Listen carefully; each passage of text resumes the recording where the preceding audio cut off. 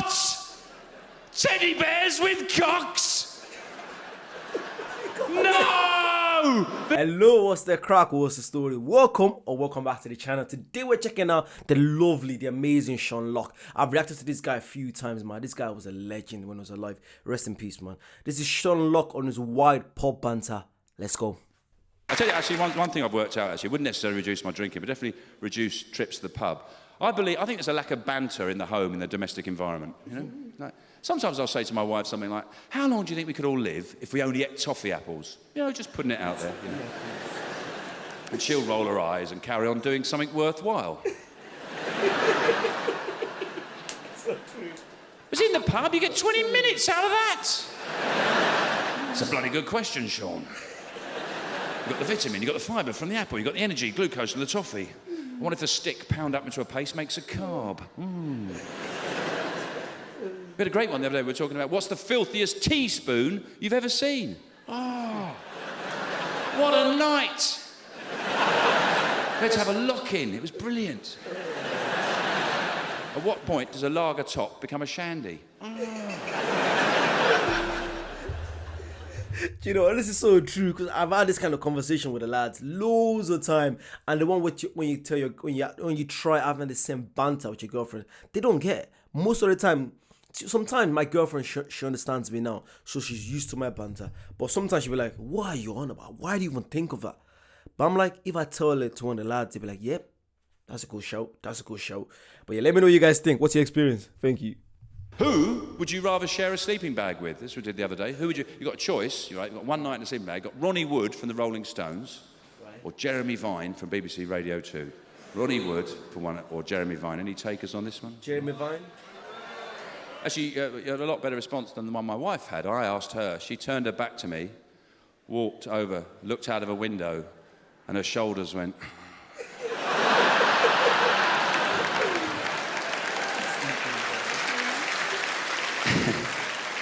And she muttered something about, I suppose we got kids and it's better to...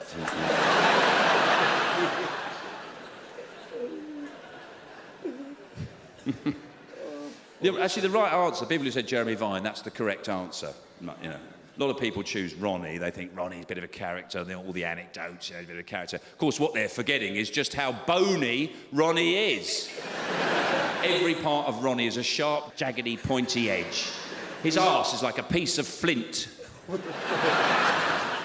Naked, Ronnie looks like a box of KFC when you've thrown the bones back in. He's held together with bits of chicken skin, Ronnie Wood.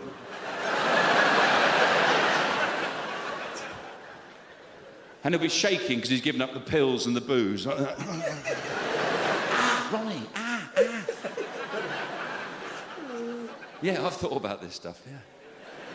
Whereas Jeremy Vine, tedious bastard, dull, boring, pointless man, like a warm column of pissy air. But you get the feeling, when he shuts his eyes, 8 hours, straight through, no bother. People say to me, why are you having a go at Jeremy Vine? I say, because I hate him. Seems a good reason, enough. I don't like Jeremy Vine, I'll tell you why. Because, you know, he does that Radio 2 show, and they have these debates on Radio 2. We're going to have debates today, and they're not debates. They're just ways to wind the country up, make the country an unhappier, angrier place, don't they? Yeah. What? I think that sounded like 8th century Norse.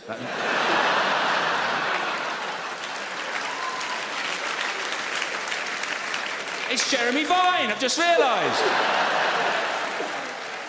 It's Jeremy Vine. He's dressed up as a sort of drunken old mad cockney. I'll sneak in. I've heard about this routine.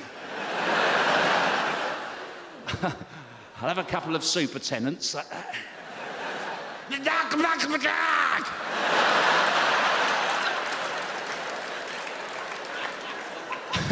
I won't say anything he can pick up on, because, you know... And then he'll just disappear into the fog like Jack the Ripper.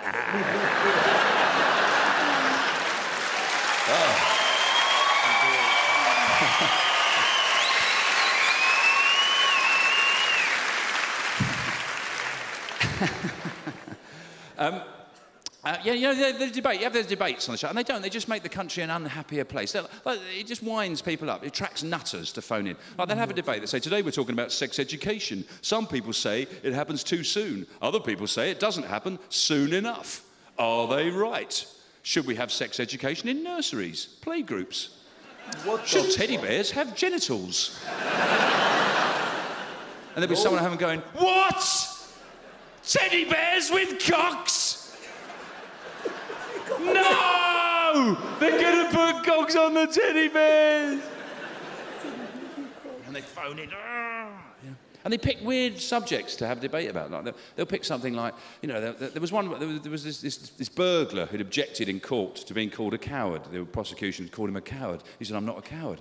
So they started discussing it, saying, well, is he right? Are burglars? Actually, fun quick story. Speaking of burglars, apparently in America a few years ago, there was a guy that tried burgling a gaff.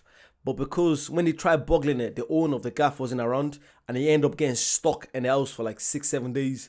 And all he could eat was, I think it was Coke and dog food for them 7 days. And apparently he was able to sue the insurance of the house, or the owner of the house, something like that. And he got like almost $1 million or something like that. This geezer tried to boggle the gaff and ended up getting insurance money because he was stuck in the gaff. He couldn't get out. Sorry, that just came back to me. Let me know what you guys think about that. Let's get back to this. Sorry. Called him a coward. He said, I'm not a coward. So they started discussing it, saying, well, is he right? Are burglars brave? Should we admire them? Are they just entrepreneurs? There's people going, and sometimes they do this trick where they leave a detail out to make a little bomb go off in your head. Something like that. Something like, who's to blame for, we're talking about the obesity crisis, who's to blame? Is it the government? Is it the NHS? Is it the food industry? And they know loads of people at home going, well, he hasn't mentioned the fat people.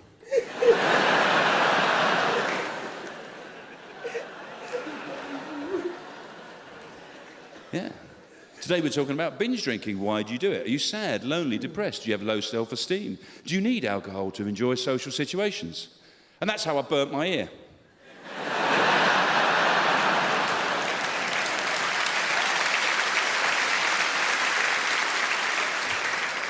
I think one of the things that I'm most known for is my inquiring mind. I think that's one of the things people always say about me. Here comes Sean with his inquiring mind.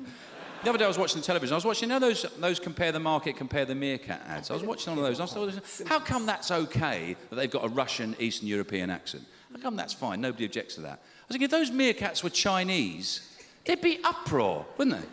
If they came out and went, you want cheaper car insurance? You go comparemarket.com. You bloody idiot. We go, whoa, what are you doing? You can't do that. Or they were Mexican. If you want to compare meerkats, comparemeerkat.com. You can compare meerkats like my sister. Well, really, meerkats from Africa should be an African voice, shouldn't it? For cheaper cat insurance. Whoa! What do you think you're doing? Stop him now. And the reason that I mention that is because I realised something quite profound the other day. I was at home, I was a bit bored. I wasn't wearing these clothes, I was wearing my normal clothes. I was a bit bored. I started checking the labels on my clothes. Like that. And I realised something, like, at that moment, I realised if it wasn't for the Chinese, I would have been naked. Yeah. All my clothes were made in China, everything. Even my pants were made in China, yeah? And they're not like Chinesey pants. They haven't got dragons on them or anything like that. Just an ordinary pair of pants. Then I realised my phone was made in China. My telly was made in China. I've got an IKEA table, I assume Sweden. No, China. I worked out I'm virtually Chinese. The only thing I haven't got is the accent, right? But if I start doing that, going, hello, I'm Sean Locke, people go, what are you doing? I think, how can I possibly be racist? I bloody love China. I'm obsessed with the place. Ideally, I'd live in a pagoda. Yeah? To be honest, I don't think you can be racist about a country that's more economically powerful than you anyway. In fact, the way our economy's going, soon it'd be racist to do our voices. Yeah. People in Beijing going, hello, I'm from London. They'll go, ooh. Not comfortable with that. And also, I don't think the Chinese are bothered what accents we're doing. All they want to know is how much shit we want. That's all they want to know. How much shit? I feel like people need to realize, like, they don't need us. I feel like the Chinese, they do not need us.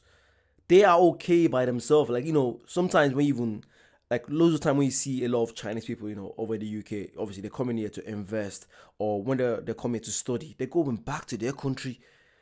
They don't need us. We need them. That's why I don't get people say, oh yeah, get them out of the country. Why? You don't realize, yo, they have so much money, so much stuff going on. I don't know where to start. So literally, we need them. They don't need us.